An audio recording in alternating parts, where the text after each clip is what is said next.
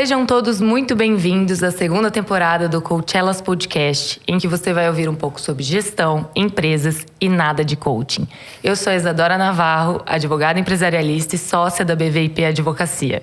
Eu sou Laura Vita, sócia da BVIP Advocacia e também advogada empresarialista. E hoje está faltando aqui no time a Carla, da Assim Gestão Empresarial, que infelizmente não pôde comparecer conosco, mas na próxima estará presente.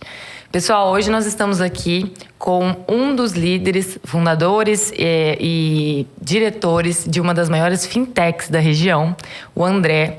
André é advogado empresarialista, tem ainda o seu escritório de advocacia e há alguns anos fundou também a BankMe. André, seja muito bem-vindo, obrigada pela presença. Muito obrigada. Obrigado, Isa, obrigado, Laura. É um prazer estar aqui, poder bater um papo com vocês. Espero contribuir de alguma maneira. Com certeza vai. André, vamos lá, começando pelo começo. Eu queria que você explicasse para nós como surgiu a BankMe e esse todo conceito de mini banco que envolve a empresa. Legal. Bom, é uma história engraçada porque eu brinco que a BankMe surgiu bem lá por volta dos meus 10 anos de idade, ou pelo menos o conceito dela ali, onde meus pais vêm de uma origem um tanto humilde, mas sempre foram muito estudiosos e sempre entenderam a importância da educação financeira. E eu acho que eles tentaram passar isso bem para os filhos ao longo da jornada. Então, desde cedo, meus pais me ensinavam muito sobre, você vai ganhar um pouquinho de dinheiro de mesada e se você quiser comprar um jogo, um brinquedo, qualquer coisa, você usa o dinheiro da sua mesada, que você guardou todos os meses para comprar. E aquilo começou a me ensinar a importância do dinheiro. Uhum. E em alguns momentos ao longo dessa trajetória, era comum meus pais chegarem e falar, putz, preciso pagar um negócio aqui, tô sem dinheiro na mão aqui, me empresta aqui, você tem guardado, né? E eu pegava e emprestava para eles, anotava lá no meu envelopezinho. E cobrava juros. Quando eu voltava, eu falava, então eu dava R$50, eles devolviam os R$50, mas e os juros? Casas bancárias André. E isso virou uma piada. Mas eles continuaram incentivando isso e começaram a ensinar mais. Então, legal, então é importante você saber que o dinheiro sai de um jeito, ele tem que voltar maior. Uhum. E isso começou a me ajudar. Eu sempre fui criando um gosto por esse mercado financeiro. Mas aí, lógico, corta a cena, a vida se desenvolvendo. Eu também sempre fui apaixonado por direito, então me formei em direito, tenho um escritório de advocacia. Mas me especializei em direito empresarial e mais ainda me especializei em mercado financeiro. Tá. E a partir disso eu comecei a atrair clientes dentro desse segmento. Então, factoring, securitizadoras, fundo de investimento em direitos creditórios. E ali eu pude vivenciar um pouco mais, além das empresas que estavam... Hoje toda empresa depende de algum tipo de linha de crédito bancário, qualquer coisa nesse sentido. Uhum. Então, eu pude vivenciar um pouco mais de perto a realidade daqueles clientes. E eu sempre gostei também, de alguma forma, de tecnologia. Hoje, quando eu olho para trás, eu vejo vários momentos onde eu me conectava com tecnologia e nem entendia exatamente o que eu estava fazendo. Sim. E então, dentro dessa jornada, eu comecei a perceber que era um setor, de fato, muito legal, muito promissor, ao mesmo tempo que ele era extremamente analógico, arcaico. Você via muitas práticas assim bastante ultrapassadas, você olhava e falava, como tem espaço para fazer coisas diferentes. Forma, né? E apesar de ser dessa forma, ainda é uma atividade lucrativa, uma atividade importante. Sim. Então, dali eu comecei a me aproximar. No meio do caminho tem muita empresa, muita cabeça quebrando ali de ideias que deram certo, ideias que deram errado. Uhum. Mas de 2017 para 2018, eu entendendo que o escritório estava num momento já de maturidade grande, eu senti que eu conseguia começar a olhar um pouco mais para a ideia de caminhar alguma coisa dentro do mercado financeiro, mercado de crédito mais especificamente. O quê? Putz, não sei, eu vejo várias oportunidades ali. Mas eu comecei a verbalizar isso. E quando eu comecei a falar com alguns amigos, um deles, que eu até tentei chamar para ser meu sócio, pegou e falou, André, cara, tô com 1 milhão de projetos aqui, é um grande empreendedor da cidade hoje, amigo, que eu tenho muito orgulho. Ele falou assim, cara, eu acho que eu não consigo. Mas tem um cara que tá falando exatamente a mesma coisa que você. Ah, legal. Que é o Thiago Eike. Eu falei, já tive umas experiências ali atrás com ele. Não conhecia muito próximo ali, sabia quem era. Falei, bom, beleza, vamos marcar pra bater um papo. E esse amigo intermediou o nosso contato ali. E eu lembro que foi no último dia do Expediente Forense, em 2017. Eu peguei e marquei com ele, a gente sentou tomar um café. E trocar ideia, e eu vi que de fato a cabeça dele batia muito com a minha ideia, querer empreender dentro desse segmento. Ele já vem do mais enraizado no mercado de tecnologia, mas não do setor financeiro. Eu tinha essa expertise. A gente tem perfis completamente diferentes. Ele é tipo maluco, vai, e eu sou mais pé no chão, calma, vamos fazer, vamos organizar. E esse equilíbrio se mostrou extremamente importante ao longo da nossa jornada. E então ali a gente entendeu, bom, a gente não sabe o que vai fazer, que dor nós vamos atacar, não dá para você querer resolver o mundo de uma vez.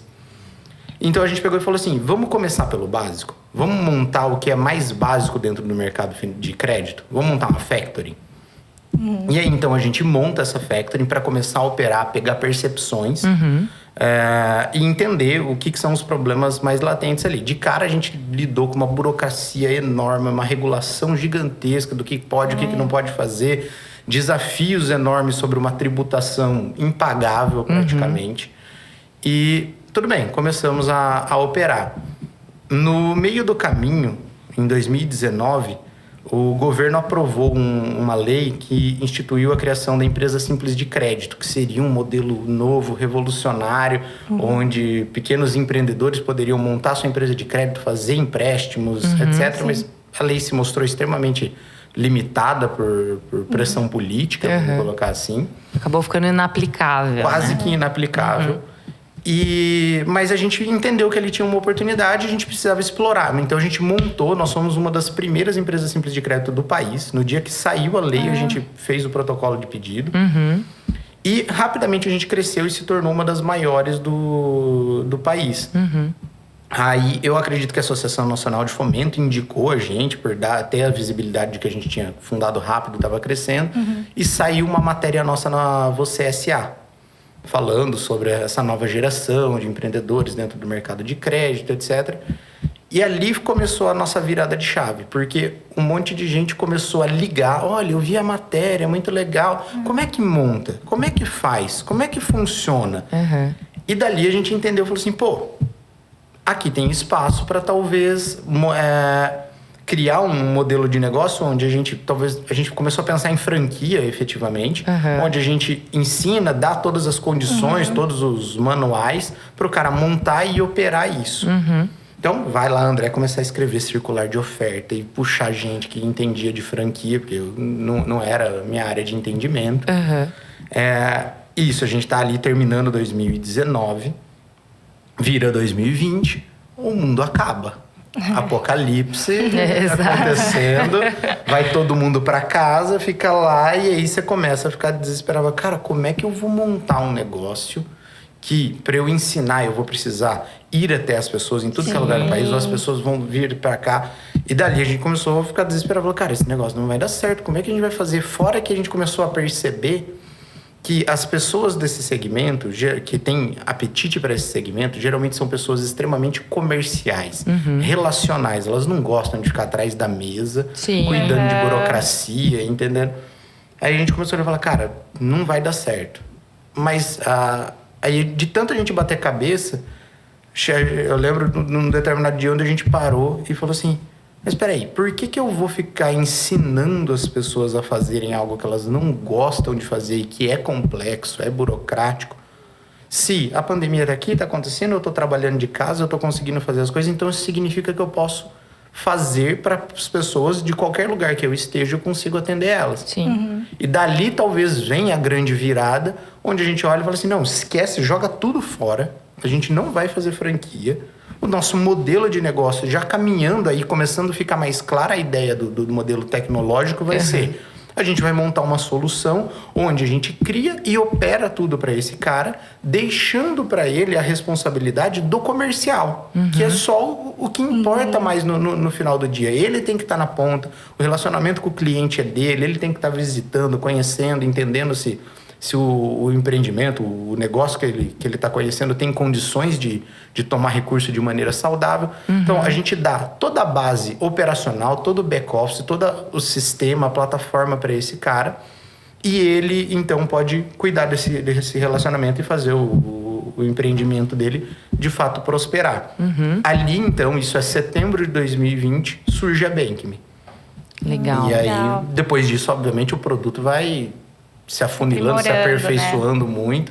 Mas o surgimento da BankMe talvez seja... acho que essa é a trajetória. Forma.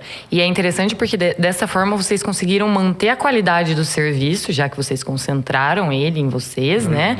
E despontaram com a parte comercial das pessoas que estavam interessadas. Acho que era o melhor cenário, realmente. E também acho muito engraçado como as experiências de quando nós somos crianças influenciam completamente, né? Fica alguma coisa na cabeça. Fica. Né? E eu lembro quando eu tinha 8 anos, eu fiz um contrato com a minha mãe para ganhar mesada também, porque todas as minhas amigas... Aí minha mãe virou e falou, exatamente o que seus pais falaram. Então tá bom, mas eu vou te dar X reais por mês e aí você não vai me pedir mais 1 centavo. E eu percebia que ela me dava muito mais dinheiro. Toda vez que eu pedia, eu peguei o contrato assim, rasguei e deixei por isso mesmo. Falei, não, pra mim não é interessante. Mas isso, ali nasceu uma advogada, né? Sanguessuga. Mas isso é muito legal essa história, André. E é muito impressionante, assim, ver o quanto vocês cresceram e o quanto vocês...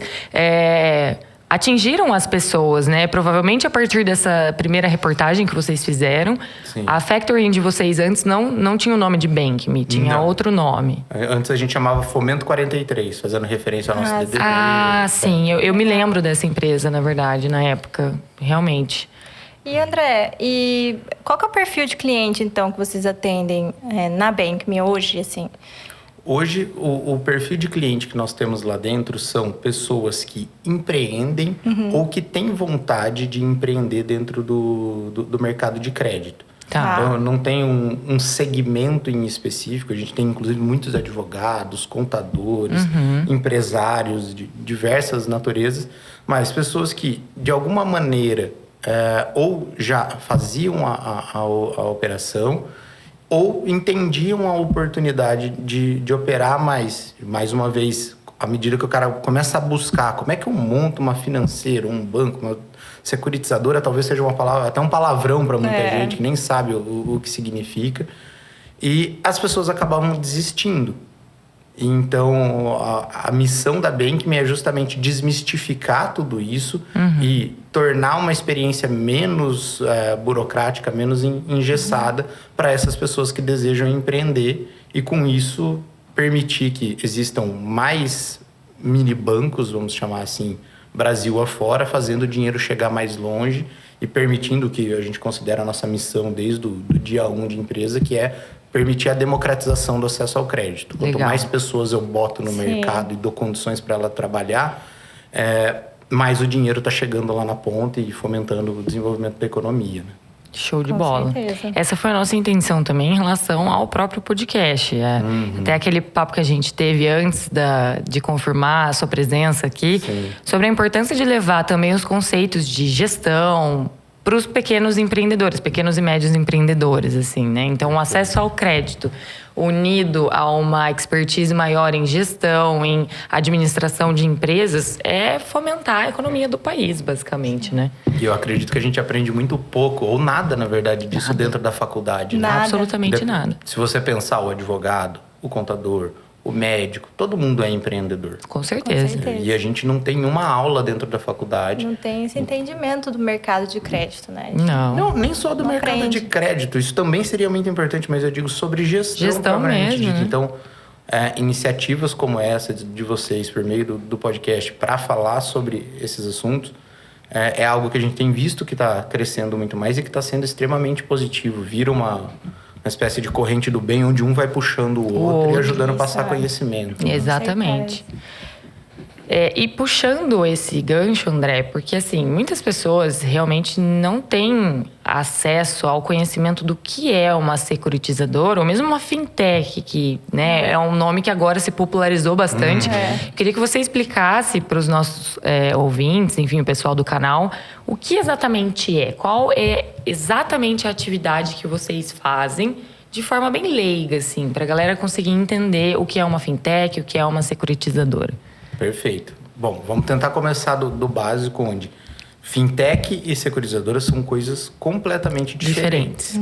Então, a Bank.me é uma fintech que utiliza da estrutura de securitizadoras para permitir que os seus clientes tenham os seus acesso. mini bancos e fomentem os produtos de crédito que nós temos. Tá. Mas uma fintech é uma empresa de tecnologia voltada ao desenvolvimento de produtos tecnológicos dentro do segmento financeiro. Tá. Então, a Bank.me é uma empresa que desenvolve a sua tecnologia, os seus softwares, para tornar mais escalável a atividade dentro do setor financeiro, de maneira que a gente consiga oferecer justamente uma experiência que seria extremamente complexa e talvez muitas vezes custosa. Burocrática, né? E principalmente na parte financeira, a gente transforma isso em algo barato porque a gente deu escalabilidade. Entendi. Então, o pressuposto básico de uma startup, de qualquer segmento que seja, a fintech é uma startup, ela tem que ser escalável. Então, o que, de repente, uma pessoa, para montar uma estrutura básica financeira, falando bem dentro do nosso segmento, dificilmente ela gastaria algo menos de 15 mil reais por mês. Isso falando de estruturas extremamente simples, precárias, muito menos sofisticadas do que aquilo que a gente entrega. A Bank.me consegue atender clientes a partir de um custo mensal de 3 mil reais, entregando um serviço de qualidade de quem teria que ter uma estrutura, por exemplo, de 50 milhões, 60 milhões rodando para conseguir absorver o custo que ela teria para ter as mesmas soluções ou talvez algo próximo do que a gente oferece. Então, era um mercado distante, era um mercado para poucos. A gente não conheço muitas pessoas que têm esse capital para botar, para rodar, para pensar em montar um veículo financeiro que atenda o mercado. Hoje, se o cara tiver 300 mil na conta, eu já consigo fazer a operação dele parar em pé. Entendi. Eu só consigo fazer isso por conta da escalabilidade que a nossa tecnologia promove no atendimento dos clientes. Entendi. Então, fintech, startup, pressupõe serviço inovador e altamente escalável. Entendi. Esse é o conceito. Isso é a Bank.me, isso é o que a gente faz. Uma securitizadora é um veículo que vem se popularizando bastante ao longo dos últimos tempos.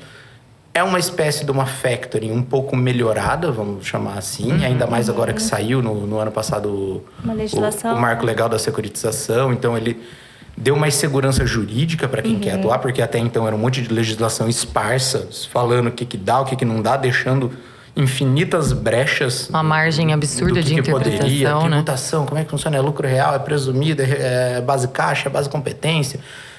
E gerando muita problematização. Pode recompra, não pode. Então, a securitizadora é um veículo que, na sua essência, atrai dinheiro de quem tem condições de investir por meio de debêntures. Pode ser o próprio dono, mas ele pode trazer de terceiros também. E ele faz antecipação de recebíveis para a indústria, para o comércio. Então, você faz uma venda, você fecha um contrato com um cliente lá do seu escritório e você combina um pagamento em 6 vezes. Mas, putz, de repente você está fazendo uma reforma no escritório e você precisava daquele dinheiro antes. Então, você vai, faz uma antecipação desse seu recebível de 6 meses, recebe à vista, mediante uma cobrança a gente não chama de juro remuneratório, é deságio nesse cenário, porque ele é de cima para baixo. Mas a lógica de funcionamento seria é a mesma. mesma.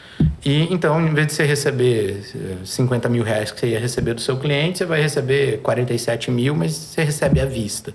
Então, securitizar, de maneira bastante simplificada, é isso. Seria isso, tá. E aí, de certa forma, você garante o negócio ali e lucra em cima desse serviço que presta, Perfeito. né? Perfeito. Então, o que diferenciaria a BankMe de uma securitizadora tradicional? Penso que seja essa facilitação de acesso mesmo, né? Na verdade, hoje é muito além. O nosso produto, a gente intitula ele como mini banco. Tá. Então, e ele roda na base de uma securitizadora. Tá. Por que então o mini banco é diferente da securitizadora? O mini banco é uma solução muito mais completa. Então, vou começar do básico ali. A securitizadora faz antecipação de recebíveis. Ela não pode, por essência, fazer empréstimo, financiamento, outras linhas que são guardadas para algumas entidades específicas. Tá. No entanto, a BankMe vem como um ente bancarizador e permite, então, o cliente que tem um mini banco, por meio da nossa estrutura e das nossas soluções, através da securitizadora dele, aí sim, e de maneira absolutamente regular, ele consegue fazer empréstimo, financiamento, também antecipação de recebíveis. Tá. Eu consigo permitir que ele esteja se conectando a novos produtos. A emissão da CCB, da Cédula de Crédito Bancário, é uma novidade. A gente está fazendo testes agora para quem tem vontade de atender o comércio, seja ele e-commerces ou comércios locais de rua, e que trabalham muito com cartão de crédito. Então, usar a agenda de recebíveis do cartão de crédito como garantia na tomada de empréstimo ou fazer legal. antecipação. Coisas que eu não vou falar que seriam impossíveis ele fazer sozinho, mas seriam improváveis porque o custo de implementação disso é muito difícil. Sim. E em paralelo a isso, a BankMe vem com toda a parte tecnológica, toda a parte operacional, da estruturação até toda a parte de operações, contratos, análise de crédito, que é um ponto essencial. Isso aqui define se uma empresa vai para frente ou não. Cobrança, gestão financeira e até o fechamento contábil. O cara tem dentro completo, da BankMe. E a BankMe, inclusive, entra com capital para alavancar o seu mini banco. Então, se você tiver essa necessidade em algum momento. É muito comum os nossos clientes, o cara chega lá para rodar 500 mil, 1 milhão, 2, que é o dinheiro que ele tem. Chega num ponto em que a gente está ajudando ele com toda a expertise, toda a parte consultiva, que acaba o dinheiro dele, está tudo rodando, e ele tem mais oportunidades de negócio. Então, a BankMe vem e municia ele com mais capital para que ele cresça mais a atividade dele. Essa operação. E, além disso, a gente coloca esse cara dentro de um ecossistema. O que é o ecossistema? Hoje a gente tem mais de 70 mini bancos dentro da nossa base. Isso significa mais de 70 empreendedores dentro desse mercado, espalhados por todo o país. E essas pessoas conseguem gerar trocas de grande valor o tempo inteiro. Então, eu consigo dizer onde é que está operando, qual segmento está demandando mais crédito, menos crédito, onde é que tem um segmento que está com maior exposição a risco, menor, quem está pagando uma taxa melhor, quem está pagando uma taxa mais apertada, modelos de operação que estão fazendo mais sentido, e tudo isso vira uma troca que impulsiona o crescimento dos nossos clientes. Sozinho, dentro do âmbito da securitizadora, ele está muito limitado, ele está isolado dessa conexão do mundo e das novidades, das tendências. Então, o mini banco é bastante diferente de uma securitizadora, é muito mais completo. Com certeza. Não, com certeza. Vocês trazem tudo, né? A expertise, toda a parte operacional, estrutura, networking, né? Porque, querendo ou não, as pessoas ali dentro acabam se conhecendo. E a estruturação deve ser bem complexa, né? Sociedade anônima, tudo. Vocês fazem toda essa estruturação para os seus clientes. De ponta a ponta. Mas a gente tem modelos hoje também muito mais simplistas, onde a gente consegue alocar o cara dentro da nossa base. E se ele assim não tiver necessidade de um CNPJ próprio, de uma SA, em 7 dias eu boto esse cara para funcionar hoje. Sem ainda ter a CNPJ constituída. Existem situações onde a gente mostra que o cliente não precisa ter o CNPJ. Ele roda pelo CNPJ BankMe. Então, ele vira um mini banco by BankMe mesmo, powered by. Vinculado ali. Exatamente, emulado ali dentro, e ele usa da nossa estrutura para fazer as próprias operações. Então, é um outro formato, mas se ele quiser ter o CNPJ, a gente também constitui em formato de SA, seguindo todos os regulamentos. Isso já facilita bastante, né, a entrada nesse mercado para a pessoa, né? Com certeza. Porque a gente sabe, quando a gente atua muito com o societário, que as sociedades anônimas, a burocracia é muito maior para instituir, para registrar, né? Para tudo demora, né? Tem todo um por trás. Tanto que, na verdade, gera Bom, no escritório mesmo, vocês devem saber que gera até um certo preconceito dos próprios empresários em relação a SA, assim, a gente percebe. Sim. Eles já vêm com uma ideia instituir, fixa de limitada. E às vezes a SA casa melhor com aquele tipo de negócio que o empresário tem. E é muito difícil mudá-lo de ideia e dizer, olha, apesar da burocracia, às vezes é melhor a gente partir por esse lado. Vai demorar um pouquinho mais para você ter o seu CNPJ, mas já vai estar mais organizado para aquilo que você quer a longo prazo, né? Infelizmente, outra falta de conhecimento que a gente tem que lidar no dia a dia, né? Com certeza. Quem sabe a legislação comece a trazer um pouco mais de benefícios, menos burocracia para esse pessoal, assim como essa legislação que é nova, que trouxe a consolidação das regras das securitizadoras, de uma certa forma, abriu um pouco o mercado para outros setores atuarem nesse âmbito. A gente ouvia muito falar de agronegócio, de grandes setores, né, que entravam mais nesse mercado de crédito. Agora a gente vê, né, tem visto um pouco mais. O que você acha sobre isso? Você acha que abriu mesmo o mercado para pequenos, médios negócios entrarem nesse mercado de crédito? Eu acredito que trouxe segurança jurídica. Essa talvez seria a palavra. Antes, talvez muitos se desencorajavam, porque justamente quem conseguia montar era porque já tinha um porte muito grande e ia direto para uma estrutura de FDIC, Fundo de Direitos e Investimentos Creditórios. Meu Deus, Fundos Creditórios. Fundos de investimento em direitos creditórios. Travou aqui. E isso tem um custo gigantesco, você precisa ter um volume muito alto. A securitização sempre apareceu, já há muito tempo existe no Brasil, mas ela apareceu como uma possível solução muito mal explicada. Então, empreendedores de um perfil mais conservador olhavam e falavam, eu não vou entrar aqui porque eu não sei, depois Deus me livre, aparece uma notificação, alguma coisa, eu não sei o que eu posso, o que eu não posso fazer. Então, eu acho que, de fato, afastava. Com a criação do marco legal da securitização, a regra do jogo ficou estabelecida. Então, funciona assim, isso pode, isso não pode. Delimitou bem o funcionamento, principalmente a parte fiscal, que era um dos grandes emblemas ali da securitização.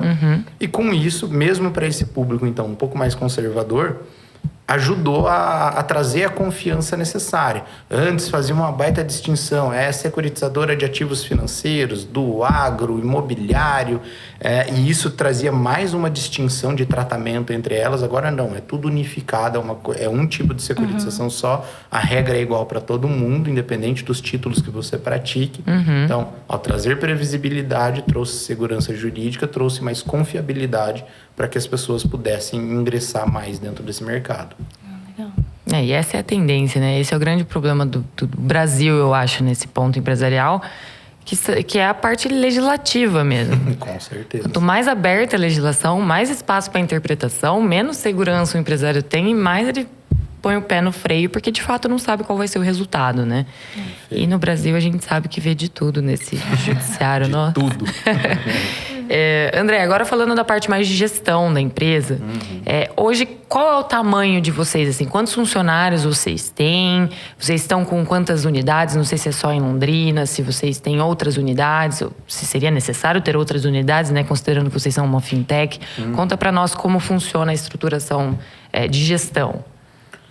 Bom, beleza. Hoje a Bank está com 65 pessoas, colaboradores diretos dentro da empresa, o que é um crescimento um pouco assustador ainda para mim. Com certeza. Um pouco mais de 3 anos de empresa. Exponencial, né? Tem o lado legal, mas assusta um pouco, assim, a hora que você olha todo mundo e fala, meu Deus, eu preciso Você tem um pouco acertar. daquela sensação de... Meu Deus, será que eu dou conta? A garantia sou idiota. Aquela sensação de fraude, assim. Meu Deus, as pessoas estão confiando em mim. Eu sou um impostor. Então, acho que isso é comum a todo mundo. Com certeza. Aí você tem que saber lidar. Foi um crescimento muito rápido. Até as 20 pessoas. Foi um crescimento até num ritmo... Foi rápido, mas ok. Do 20 para 60 foi tipo... uma virada, assim. Uma virada de repente, muita gente. que eu faço? Você fica, meu Deus, calma, deixa eu entender. Vem aqui, cuida disso, que vamos estruturar essa área para cuidar da experiência do cliente. Então, você tem várias segmentações ali dentro para garantir que tudo esteja atendido.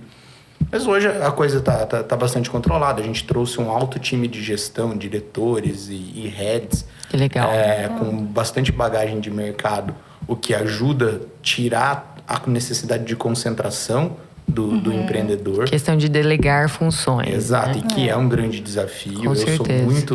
Por muito tempo eu fui bastante centralizador, acho que ainda tenho um pouco disso, mas você vai aprendendo a tocar e confiar para mais pessoas para que elas repliquem o conhecimento, para que você tenha mais tempo de estar olhando para frente, o que vai ser a próxima inovação, o próximo produto, como é que a gente vai construir a estratégia para chegar nesse objetivo que a gente colocou no final do ano. Então, é uma jornada bastante maluca aí. Mas a Bankme, então, está estruturada aqui em Londrina, é a nossa sede principal. Nem todos os colaboradores trabalham presencial, então a gente tem funcionários remotos trabalhando em São Paulo, Rio, Salvador. Legal. Tem mais lugares até. E a nossa sede é aqui, a gente acabou de construir uma sede novinha ali, um espaço bem amplo na Maringá. E agora, recentemente, inclusive a gente está compartilhando a notícia hoje, nós conseguimos a aprovação para ter um segundo endereço em São Paulo, dentro do Cubo do Itaú, que é um centro de inovação em tecnologia. De fomento, que legal. Muito bacana. E a gente, então, agora pode ser encontrado em São Paulo e aqui em Londrina. Nossa, que legal. Veio a calhar a pergunta, então. E é muito diferente a gestão de uma startup para uma empresa convencional, André? Ou, na sua opinião, no fim do dia, o princípio é o mesmo? Olha, eu acho que o princípio até é o mesmo. O problema é que a forma de empreendimento tradicional no Brasil e talvez no mundo ainda está bastante atrasado. Eu acho que quando você está dentro de uma startup, você se dispõe a aprender mais coisas, testar modelos diferentes, olhar mais para fora e ver o que está dando certo e falar, beleza, então eu vou pegar essa lógica e vou aplicar aqui. Então, não deveria ser diferente, mas acredito que na prática é.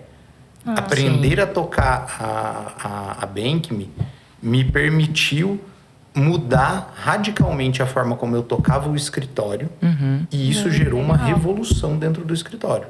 O escritório hoje não é entendido como um escritório de advocacia, é uma empresa de advocacia. Com certeza. E isso mudou completamente a dinâmica das pessoas, a forma como as pessoas enxergam o escritório e se enxergam. Então, eu consigo visualizar que dá para ser a mesma pegada, o mesmo ritmo. É óbvio que uma startup tem uma necessidade de crescimento, não é degrau por degrau. Sim, exponencial mesmo. Ali, e uma empresa tradicional talvez não venha com essa mesma proposta. Mas eu acho que a gestão que cabe em uma, cabe na outra, sim. Vale a pena as pessoas começarem a olhar, prestar um pouco mais de atenção. Mas só o contato com esse formato mais escalonável faz pensar fora da caixa realmente, né? Sair daquele tradicionalismo rígido de gestão de empresas e prestar atenção realmente no que os outros fazem, o que está funcionando. Eu, falando agora do ponto de vista da advocacia, né, que você também divide comigo e com a Laura, que a gente percebeu, principalmente no cenário regional aqui, foi a queda de alguns grandes escritórios que tiveram um certo problema em sair do tradicionalismo e acabaram perdendo espaço para novos escritórios que não tinham medo de pensar fora da caixa, né? Exato. Então, a questão da inovação, assim, precisa ser considerada em todos os aspectos, mesmo na advocacia, que sempre foi vista como uma atividade super tradicional, litúrgica e... Tá mudando muito, né? Graças a Deus. Esse cenário das startups deu uma chacoalhada, né, em como a gente visualiza a gestão e o que a gente está disposto a fazer de novo, né? Antes não se falava, né, de startup, estamos relativamente recente, né? E trouxe todo um ambiente novo, né, de gestão para a gente, do que fazer para escalonar mesmo o negócio. Antes não tinha muito isso, né?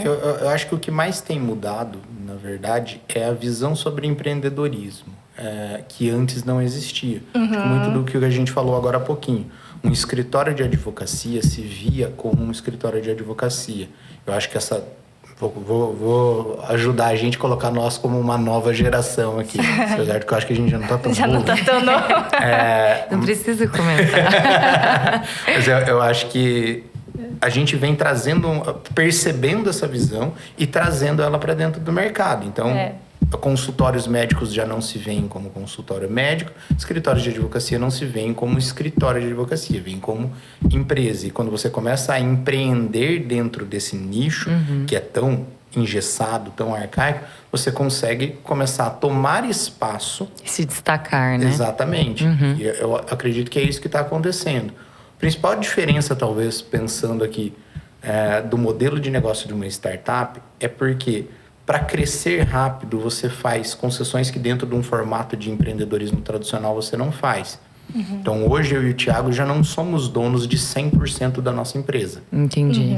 Para cada vez, você vê, agora recentemente saiu uma notícia nossa, bem que passa por nova rodada de investimento e tem valor de mercado atribuído em 95 milhões. O que isso significa? A gente fez uma rodada, trouxe dinheiro para dentro do caixa de fundos investidores em troca de um pedacinho da sociedade.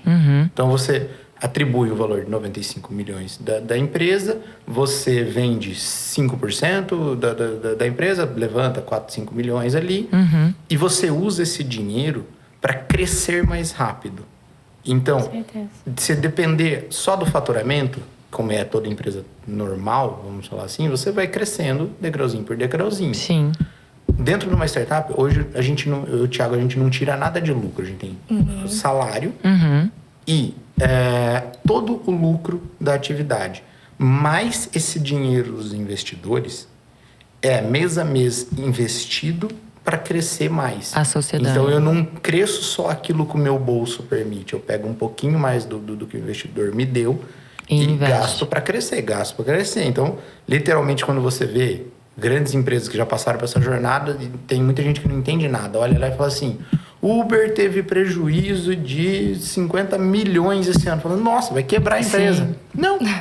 Ela está se desenvolvendo, ela está ganhando mercado muito rápido para se consolidar como a maior, a primeira. Então, as startups buscam isso. Isso talvez seja um pouco diferente da forma de empreender do tradicional. No tradicional. Mas os conceitos, com certeza, podem ser usados nas duas pontas, e acho que a gente vem aprendendo mais sobre isso. Quando a gente fala sobre gestão, quando a gente fala sobre empreendedorismo, as pessoas estão começando a ouvir mais e olhar para a sua própria atividade e entender como é que ela desenvolve. E investir, né? Eu acho que, bom, pelo menos no início da nossa jornada na advocacia empresarial, que a gente mais via de erro nas empresas de clientes, ele confundia aquele lucro que a sociedade estava dando com automaticamente o que ele ia ganhar naquele mês. Isso é muito comum. E ele não fomentava a própria atividade, porque o que ele recebia, ele colocava no bolso e a empresa ficava estagnada, né? Naturalmente. Então, novamente, essa noção de empreendedorismo que trouxe às pessoas uma vontade de pesquisar mais sobre gestão, é o que tem feito, ao meu ver, né, na minha visão, as pessoas mudarem um pouco a chave, né? Com certeza. Começarem a pensar realmente como donos daquele negócio, não como funcionários daquela empresa, né? Exatamente. Eu acho que é mais ou menos essa a ideia. Há um medo também de abrir um pouco mais para investidores ou para novos sócios, vamos dizer. Com certeza. Dentro do cenário da limitada, né? A gente vê muito essa dificuldade de trazer capital de terceiro para dentro, às vezes abrindo um pouco de mão ali de um percentual de cotas, mas para manter aquele controle, né? E a gente vê muito que dentro desse cenário de startups, tudo, e é assim mesmo que se cresce, né? Sim. Você precisa abrir um pouco de mão para receber um capital para conseguir crescer mais rápido. E às vezes abrir mão não só do percentual da sociedade, Sim. mas também da administração. Da administração. Um receio absurdo de colocar um CEO que não seja um sócio, por exemplo. A gente vê muito isso nas empresas, no sentido de... mas aí eu vou perder o controle da minha empresa, entendeu? E às vezes a pessoa não tem expertise para de fato administrar aquele negócio no patamar que aquele negócio atingiu, entendeu? Ao perder o controle, talvez ele tivesse um benefício muito maior. Exatamente. Quando a gente busca os investidores, a gente, dentro desse meio, a gente fala muito sobre smart money. Porque eu não quero só o seu dinheiro. Eu quero toda a tua expertise, seja dos sócios dos fundos, dos funcionários do fundo ou da rede de relacionamento deles. Então, uma vez por mês, a gestão é nossa. Sim. Mas é óbvio que existem algumas regras de governança à medida que eles vão colocando capital. E uma vez por mês, a gente senta com esses investidores para mostrar resultado e também para demandar deles, falando, olha, eu estou precisando de ajuda aqui para dar uma refinada na máquina de vendas, porque eu preciso sair de X venda para tanto. E, cara, tô tendo dificuldade aqui. Aí ele te conecta, de repente, com o cara que era fundador do Buscapé. E Legal. aí te joga dentro de um nicho onde as pessoas têm muito conhecimento para compartilhar. E essa troca dentro do nosso mercado é muito fluida. A gente tem alguns mentores dentro da atividade que abertamente trazem as suas experiências, o que deu certo, o que não deu, e isso ajuda você a encurtar muito a curva de aprendizado, né? Então, talvez essa seja uma característica bem legal de startup também. Existem fóruns onde você se junta com outros fundadores e a gente fala que é kimono aberto. Então, cara, fiz isso aqui, fiz uma besteira, perdi tempo, perdi dinheiro, não erre nisso. Putz, mas eu tô com dor nisso. Vem alguém que já passou por aquela experiência E traz o que deu certo e o que não deu. Essa bacana. troca é muito rica, né? Sim, com certeza. Compartilhar experiências, nada melhor do que isso. E agrega muito para startup, né? Com certeza. André, eu queria entender, na verdade, eu queria passar a sua compreensão sobre esses conceitos, até para os nossos ouvintes, sobre CEO e COO. O que exatamente consiste, as funções de cada um desses cargos e por que é interessante, né, você trazer esses dois cargos. Claro, aqui a gente está com siglas em inglês, mas porque também é uma tendência dos negócios, né? Qual a importância disso para uma empresa, e em especial para a Bank-me, na sua opinião? Perfeito. De fato, quando você começa, principalmente quando ou você vai para grandes corporações ou startups, você vê uma sopa de letrinhas ali, nomes em inglês. Tem algumas até que eu acho bem brega. Né? Outro dia eu vi um head de gente. Eu falei, não, isso pra mim é o fim. Não, é head de people. Head de gente. Eu falei, head de gente, que coisa horrorosa. Que Mas a gente tem setores né? dentro da empresa que muita gente não entende mesmo. Customer Success, Customer Experience, Key Account, SDR. Para que todo esse palavrão? Mas quando a gente divulga vagas também nesse sentido, eu seleciono exatamente o perfil de pessoas que eu quero, porque elas estão aderentes. Mas tem muita coisa que eu acho desnecessária. Então, tem hora que eu olho pra gente, dá até vergonha compartilhar isso. Põe assim que vai achar, tá bom? Mas explicando sobre CEO e COO, acho que a forma mais fácil de explicar, mais simplista de explicar é a função primordial do CEO é olhar para fora. Ele olha menos para dentro da companhia, olha mais para fora. Relacionamentos institucionais, relacionamento com investidores, relacionamento com novos investidores. Então, eu preciso construir uma próxima rodada de investimento. Eu preciso sair a mercado, mostrar bem, que me relacionar, parcerias estratégicas. Então, tudo que é mais externo deve vir primordialmente do CEO. Tá. O COO é o outro lado da moeda. Então, eu estou olhando para dentro. Então, o CEO seria, numa tradução mais literal, o diretor de operações. Tá. Então, a Bank-me é uma operação.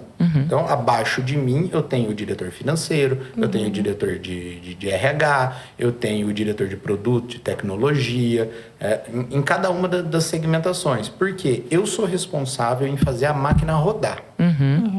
Então, eu preciso cuidar que as operações estejam acontecendo em tempo fluido, que as entregas de produto e tecnologia estejam acontecendo, que o uso do nosso orçamento esteja bem endereçado às nossas estratégias, que as nossas metas mensais sejam cumpridas em todas as unidades de negócio.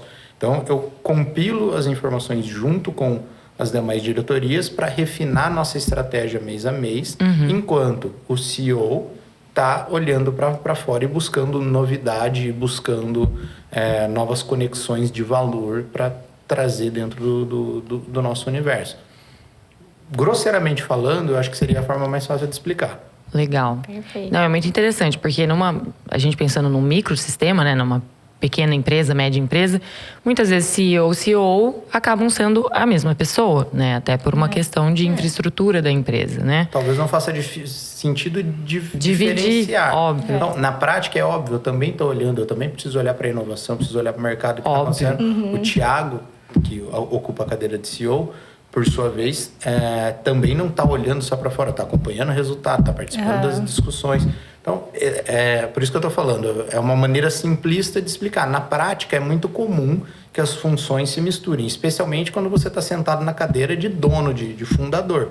Porque o dia que precisa, eu cato o telefone e eu começo a ligar para os clientes. Com certeza. Precisa manter uma sinergia, né? A gente tem que estar em todas as cadeiras, a verdade é essa. Sim. André, e hoje você tem...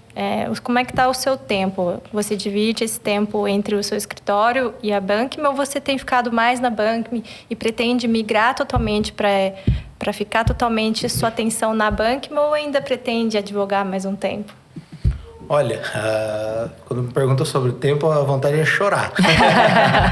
Porque é bastante caótico, assim, mas ao mesmo tempo é algo que eu me programei para acontecer. Então, eu não estou em desacordo com aquilo que eu imaginei que seria. Isso é muito importante para que as pessoas aguentem.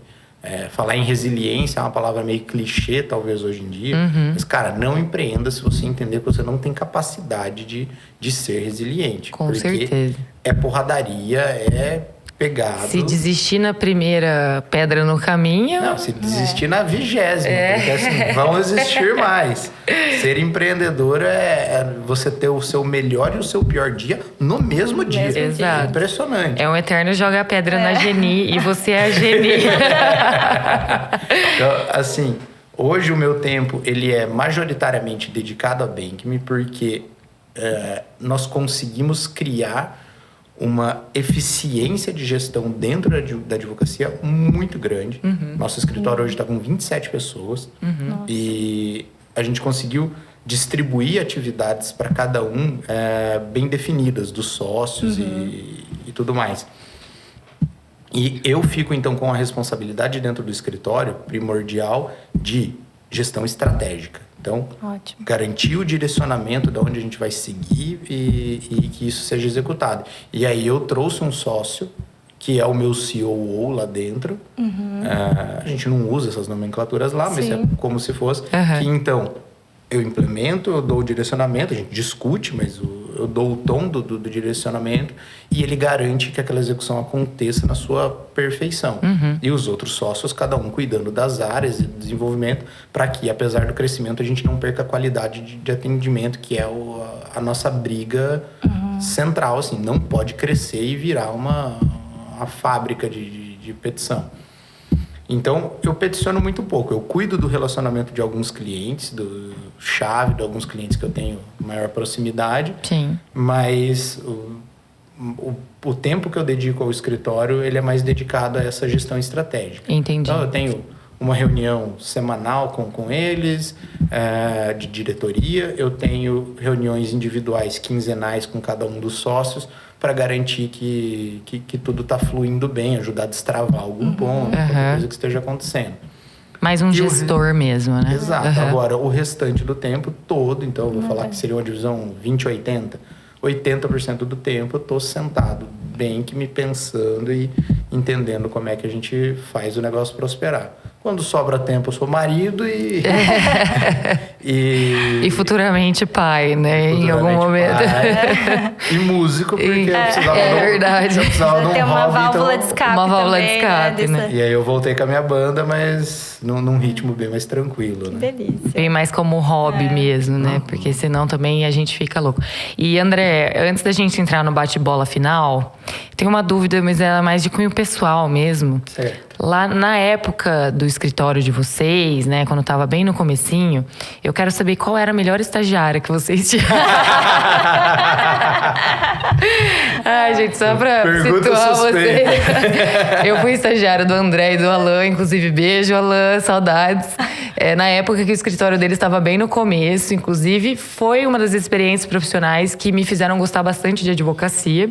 Legal. Saí porque eu tinha passado na Procuradoria da Fazenda Nacional e eu ia ganhar mais a Procuradoria. Traiu a gente.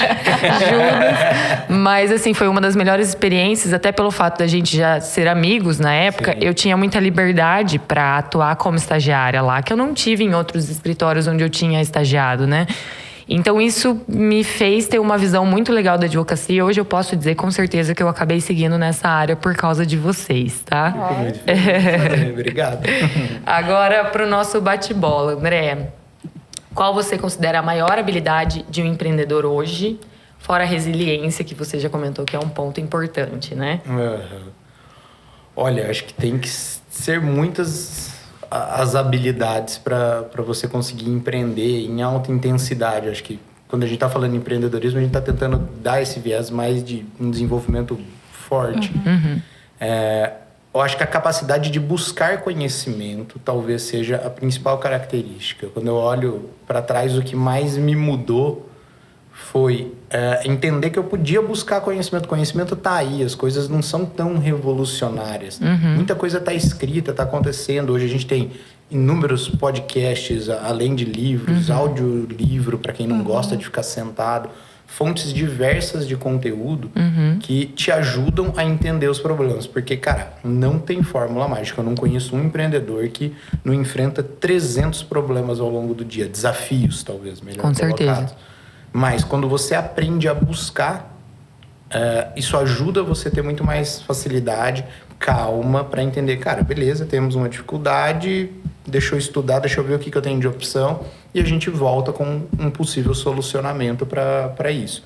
Então, ter essa capacidade de se aprimorar todos os dias, e não quero correr o risco de ser clichê, mas é literalmente, cara, criar uma rotina de estudar, ler livro, escutar podcasts bem direcionados para as dores. Pode procurar o que você quiser.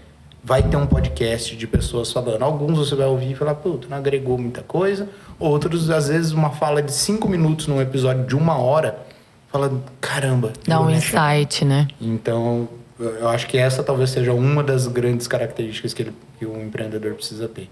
Legal. E a melhor coisa que não te aconteceu, André? Olha, a melhor coisa que não me aconteceu... Caramba. Ao longo da jornada, quando eu comecei a olhar para fora do escritório, eu sempre tive muito claro que eu queria ter uma outra atividade além do escritório. Nunca pretendi abandonar, amo a advocacia, mas eu queria ter alguma coisa. Eu queria não precisar estar na linha de frente do escritório, eu queria ter alguma outra atividade. Então... eu já tentei ter uma outra startup antes, não foi muito para frente. E eu tive uma padaria, porque em um determinado momento eu falei assim, putz, seria legal a ideia de você ver as coisas acontecendo. Na advocacia é tudo muito abstrato. Você trabalha.